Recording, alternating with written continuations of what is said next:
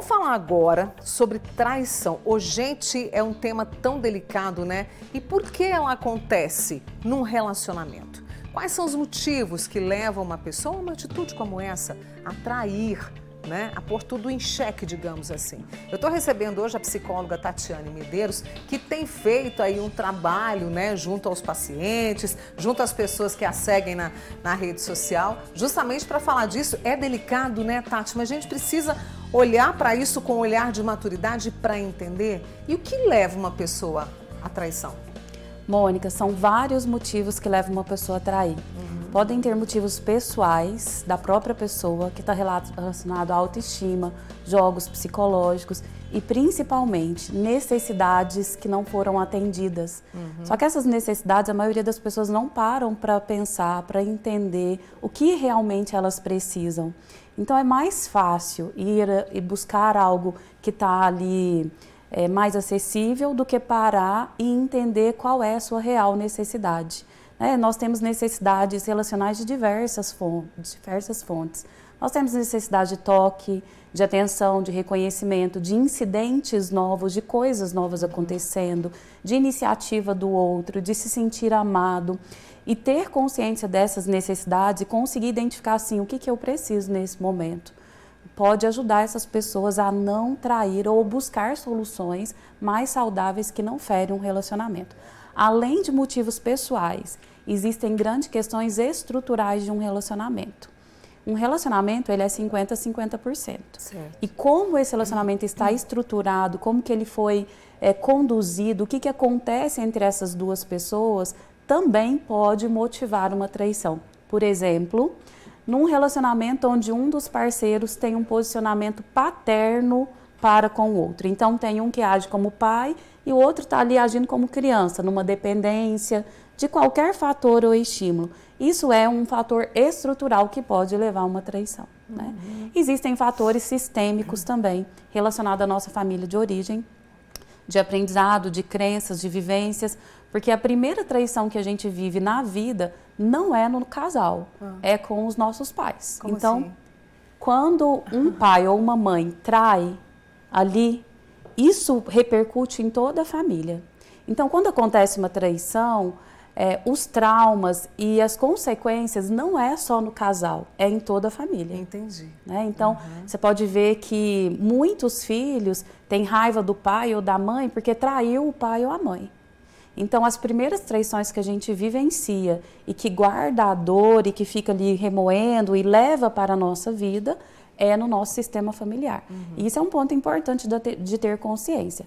Quando eu vou trair dentro de um relacionamento, eu preciso saber que a consequência disso não é só aqui na relação, é em todo o sistema. Então, todos os meus filhos, mesmo se essa traição for descoberta ou não, isso vai trazer consequência ali para toda a família, para o resto da vida. Seria uma repetição de padrão, vamos dizer assim? Não, né? Pode ser uma ser repetição também? de padrão, pode ser uma questão de vingança, pode ser uma questão de aprendizado, né? Porque existem, por exemplo, pessoas que aprendem que ser homem é isso, é trair. É trair, né? Apesar que traição não está relacionada a gênero, tá?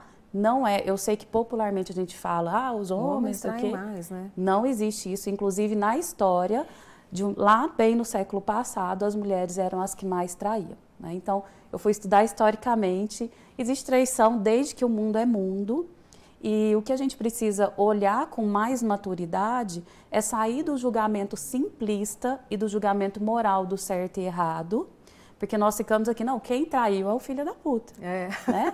E quem foi traída é a coitada. E aí nós entramos num jogo psicológico onde existe a vítima, o perseguidor e o salvador, e aí não tem solução nunca. Essa questão do autoconhecimento que você trouxe bem claro, de eu entender qual é a minha necessidade nesse relacionamento, o que está de vazio, né? E aí, ao descobrir isso, é comungar com o outro, é compartilhar com o outro para a gente entender como é que a gente mantém aquele relacionamento de escolha, de entrega, de dedicação, de lapidação, não é isso? Aí, quando eu descubro, eu tenho que conversar com o outro, porque muitas vezes a gente faz que o outro é deixado de lado, não é, Tati? Se é um relacionamento, as pessoas precisam participar. Exatamente. E eu descobrindo a minha necessidade, eu preciso contar em primeira pessoa e não cobrar. Eu preciso falar, nossa, tô precisando disso, você pode me dar? De pedido mesmo, sabe? De uma comunicação clara, direta e objetiva. O que eu percebo na maioria dos relacionamentos é que, às vezes, eu percebo que eu tô com uma necessidade, eu começo a cobrar ou eu começo a jogar indireta no outro. Então, eu preciso pedir diretamente, contar para o outro daquela minha necessidade e juntos a gente pensar o que a gente vai fazer com isso. E o que pode proteger, então, um relacionamento? Conversas.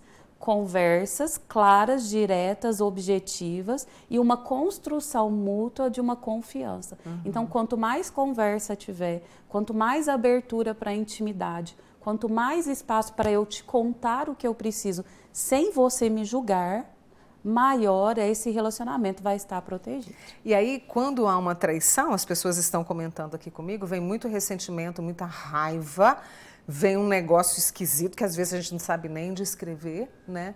Sobre a traição. É uma dor imensa. Como se lida com isso? E é possível perdoar, Tati? A traição ela é um trauma, porque trauma é tudo aquilo que é demais cognitivo e emocionalmente num dado momento da nossa vida. Então, quando acontece uma traição, vai doer muito. Vai ter muitas questões emocionais ali, raiva, medo, tristeza, rejeição, sentimento de que o outro não me ama. Então, é um turbilhão de emoções mesmo. E a primeira coisa que precisa ser feita é acolher isso. Precisa de acolhimento. E aqui eu sempre falo para as pessoas que foram traídas, buscar contar isso para quem vai te dar colo e acolher mesmo. Não quem vai entrar no jogo de que o outro é o filho da puta. Então eu preciso ir lá e buscar acolhimento, amor, carinho mesmo, né? Porque é disso que eu preciso. Porque mexe no nosso mais profundo ser. Mexe no nosso medo de não ser amado. E todos nós queremos e temos necessidade de sentir amado. E isso pode levar até doenças também, não é? Sim, a falta do amor pode levar a muitas questões ali, até uma doença. Depressão, ansiedade, pânico. Leva-se a depressão, ansiedade e pânico quando acontece o fato. Eu não busco ajuda. E eu não busco resolver isso. Eu fico aqui remoendo. Quantas pessoas eu recebo no consultório e que falam assim, ele me traiu há 20 anos atrás. E aí eu falo, e você está trazendo isso até hoje? Então a pessoa ela fica com aquela história aqui remoendo, quando fala, eu perdoei, mas eu não esqueci. O perdão é muito mais para a pessoa, para que ela viva bem e consiga lidar com aquilo. E é possível perdoar, nós somos seres humanos. Né? A grande questão é, eu preciso resolver isso dentro de mim.